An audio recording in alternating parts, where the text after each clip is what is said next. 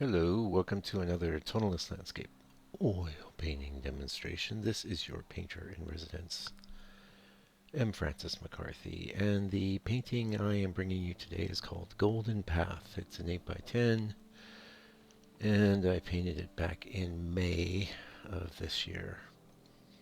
And I'm pretty happy with this little painting. It's, yeah, not belabored at all. It went pretty quick, and I had a real good idea what I wanted to do, and yeah, I'm pretty happy with it. It's got a definitely tonalist kind of glow to it, and yeah, that's installed actually all the way through. If you think about it, even from the way I set up my reference, I had definitely a golden thing in mind, and of course, right now you can see I'm painting on the burnt umber background, and it's a strong dark burnt umber. Recently, and when for those of you that are new, I'm painting on burnt umber with just ivory black right now. And ivory black is a very interesting color because it's very dark for one. For two, it's actually quite transparent as well, so you can get a nice range of effects with ivory black. It's got a bad name with a lot of modern painters. A lot of teachers won't teach with it. Um, and I think this comes from a sort of a reliance on modern pigments because you can use some modern colors like phthalo green and the modern equivalent of alizarin crimson and get a color that's nearly black. Um, actually, Gamblin has a color very similar to what I just described called chromatic black, and it is chromatic because you can see it's actually kind of like this deep, rich, greeny purple, if that makes sense. Cool color. It was what I used for my darkest color for ages. Oh, speaking of ages, don't wait ages to like this video, please. Just click that like button, smash it. Reach up and hit it. That's great. Thank you. Appreciate that. Comment as well if you are so inclined. That helps the YouTube robot um, become more aware of the video because gosh knows there's a lot of videos on old YouTube, you know. It's got to be one of the top sites on the internet, I reckon. I mean, I go there all the time. There's all kinds of people I follow. Anyway, so we were just talking a little about ivory black, but the color I really want to talk about is burnt umber. Now, when I say I'm painting this ground on a burnt umber ground, that's not technically actually accurate. What it is a mixture of transparent earth red, which is like also known as transparent burnt sienna, and raw umber, which gives me a very rich burnt umber. Basically, it's almost identical, and for that reason, you'll see on the little list that went through at the beginning of the video, you don't see burnt umber actually listed as one of the colors on my palette because I could always mix it in two shakes of a lamb's tail, as my dad used to say. And like I say, it's the transparent burnt sienna slash transparent earth red from Gamblin mixed with raw umber. And raw umber is a color that is extremely useful. Burnt umber is too, and that's why I'm getting to my point, which is I've been doing these little kind of figure studies and looking at a book of mine called Oil Painting Lessons from the Great Masters. It's one of the books I've hung on to since I was 15. And the guy, it's from the 70s, just so you know I'm old. Uh, I've hung on to this book. I sold almost every book I've had. I used to have a giant book collection, but I've hung on to this because it's so informative, so helpful. But pretty much I noticed every single sketch this guy did started with burnt umber, and I was thinking, well, gosh, I'd like to play with some burnt umber, and not just my burnt umber I make, but you know, an actual tube of actual burnt umber. And I have to say, what an amazing color it is. It's like really red, but it's a warm yellowy kind of red. that's when it's thinned down with medium or something. It's a beautiful, beautiful color. When it's dark, I mean, when it's at 100% opacity, it's nearly black, but not quite black, and it's such a resonant, rich color.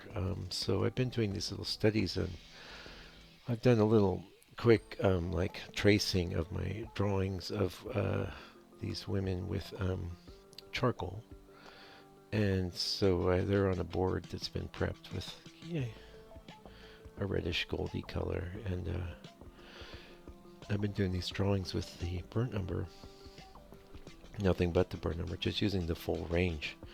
So exciting, really.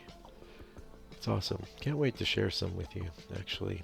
I'm sort of in this like territory where I don't exactly know what I'm fully doing, and that's one of the reasons I was referencing that book, which is, hopefully if you're, an artist starting out, you're not, stinting on investing in books of an instructional type that you think would maybe help you. And you can get to a point of saturation. I mean, I haven't bought a book for years, but that's because I have so many, and I don't follow any technique from any one book. There is no book that actually shows you how to paint the way that I paint, which might be a good idea. One of these days, maybe. But meanwhile, we have video after video, and then me burbling and babbling on. So. But anyway, even if you only get, like, what you'll notice with the books as you progress is that they are definitely not a substitute for painting. You have to actually do paintings to be a painter. You can't just buy art books and look at the art books, go, wow, that's how you do that. Oh, that's so cool.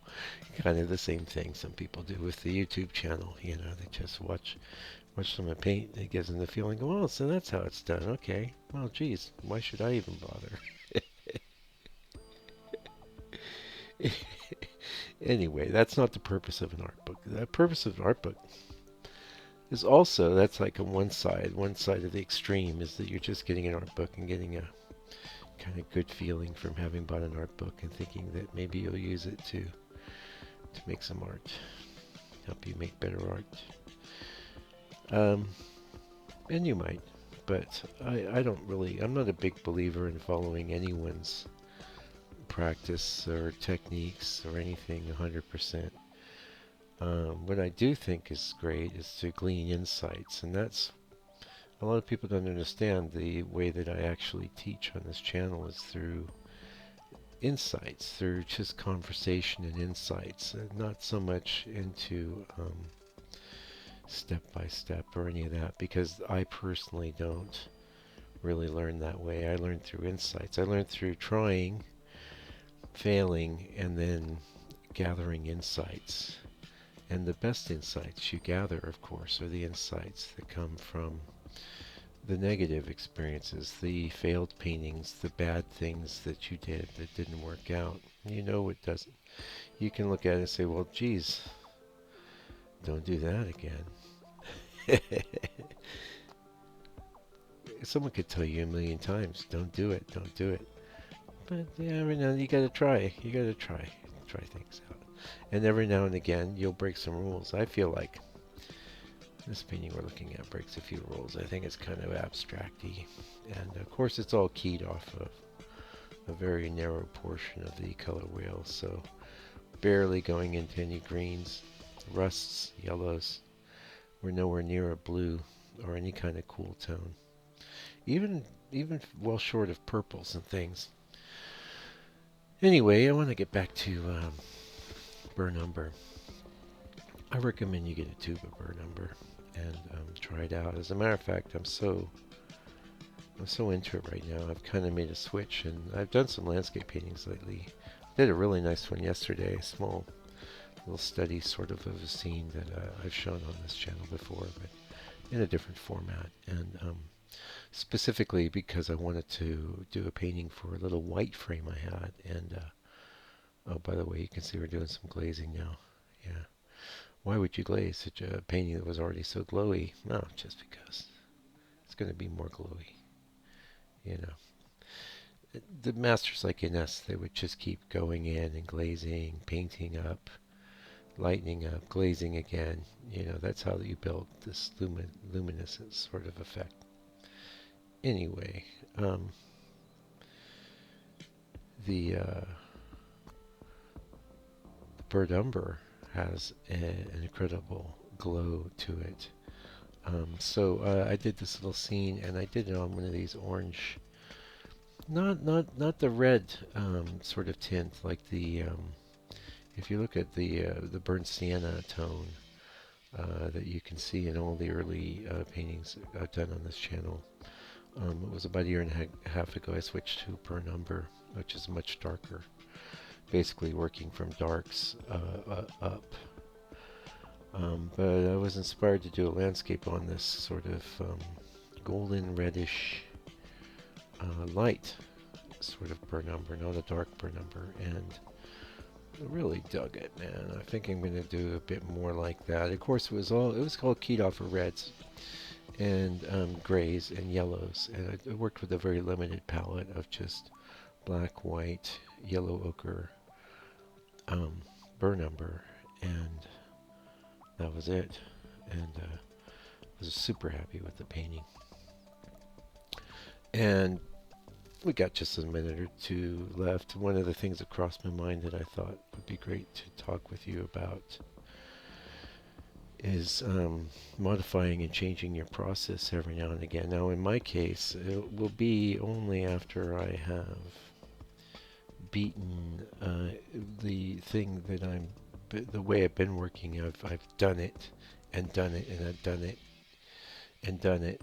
And even when I decide I'm done working that way, it's usually quite intuitive and organic. I'll just get an idea like, oh, maybe I feel like doing this. And this was what was behind the switch to the burnt umber from the burnt sienna, you know, which I worked on burnt sienna for like 6 years, something like that. The burnt umber far less long, and I still, I'm not saying I won't work on burnt umber, and I'm not saying I won't work on burnt sienna, but I feel like working with this lighter version of burnt umber as a background color. And so, you know, when you get these sort of promptings, you try them out and they work out, they work great, then you make a change. That's how I operate. And I think it's good to always be willing to change, you know, not be actually I heard a great quote from old Neil. Pardon me if I said this on the channel already, you know. But this was from Neil Adams. I know I mentioned something he said, but he was talking about style, and he said, style is just the way you do things wrong. That's awesome. And he is a great style, actually. But he's like, if you didn't have any, if you did everything exactly perfect, it's like everything you do would look like a photo, right? It wouldn't have any style at all. Yeah, so don't worry too much about style. Style takes care of itself, you know. That's my feeling. Anyway, we're getting kind of close in. I really enjoyed presenting this painting to you today. I really like this painting a lot. I've got it up in my new studio. I've been looking at it, checking it out. I just think it's interesting. It's almost psychological. And now I will have it for sale in my store. So if you made it 14 minutes into this video, you know you're a fan. So go check it out. It'll be, you know, fairly priced, and you think this painting looks good on the screen, man, you should see it in real life. It has a glow that photography just doesn't actually capture fully. I definitely tried my best, but anyway, I'll be back real soon with another video, so do me a favor, and until that time, take good care of yourself, all your loved ones, and stay out of